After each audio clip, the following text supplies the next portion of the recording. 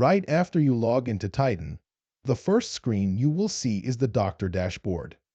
In there, you will find all the information you need about your office, patients, and personal. By clicking the office name, you will find a list of all the offices you belong to and will be able to join or register new offices.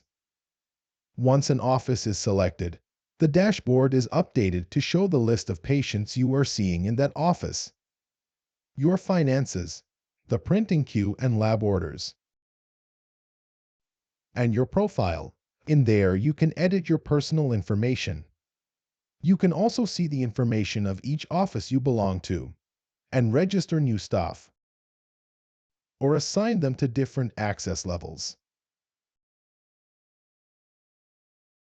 In the patient list, there is going to be a variety of information displayed for each patient.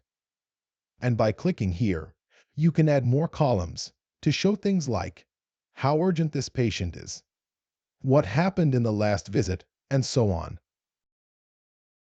To find patients, you can type in the filters to search by name.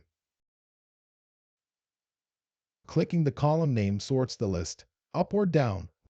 You can also search by notes or find who came yesterday.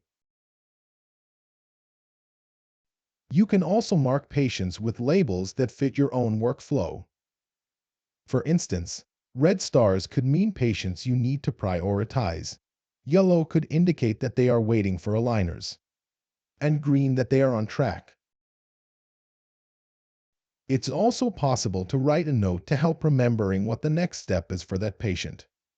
And if you are using other softwares, you could specify the numbers or IDs of the patient in those softwares to keep them synchronized. Once all is set, you can click the patient name and it will open the patient dashboard to display its information.